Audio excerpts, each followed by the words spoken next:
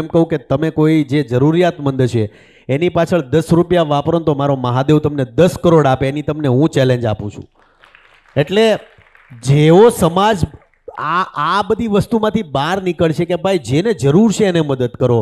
કદાચ તમે મોટા ભવનો બનાવો, મોટા મંદિરો બનાવો, મોટા ટ્રસ્ટ. હું મહાદેવનો મોટો ભગત છું, મેં ક્યારેય મંદિરોનો વિરોધ નથી કર્યો, મેં ક્યારેય નિર્માણોનો વિરોધ નથી કર્યો, પણ હું એવું માનું છું કે ગુજરાતની અંદર તમે કોઈ પણ સંપન્ન ગામડાઓમાં જાઓ તો ગામની અંદર 50 કરોડનું મંદિર હોય કે 50 કરોડની વાડીઓ હોય મોટી મોટી, પણ ગામની અંદર આવવાવાળો જે વર્ગ હોય એ બધો અમેરિકા હોય, કેનેડા હોય, લંડન હોય, અને નાના વર્ગના લોકોને વાડીની અંદર એન્ટ્રી ન હોય, તો પછી એ વાડીનો ઉપયોગ કરે કોણ? એ મંદિરોનો ઉપયોગ કરે કોણ?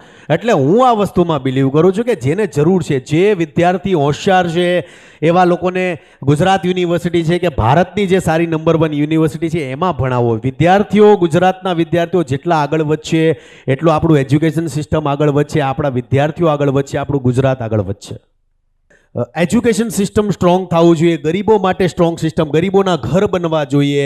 પછી વખત આવે ને તમે પાળ બાંધવા માંગો ને, એ વસ્તુમાં હું બિલીવ નથી કરતો. હું એવું માનું છું વરસાદ આવવાનો હોય ને વરસાદ આવ્યા પછી બધું 5-5 માળ સુધી વસ્તુઓ ડૂબી જાય ને પછી આપણે બધું નીકળીએ ગાડીઓ લઈ લઈને, એ વસ્તુમાં નથી. તમે ભવિષ્યને લઈને, ભવિષ્યને ધ્યાનમાં રાખીને વસ્તુ બનાવો અને એનો ઉપયોગ લોકોને થાય, ગામને ઉપયોગ થાય.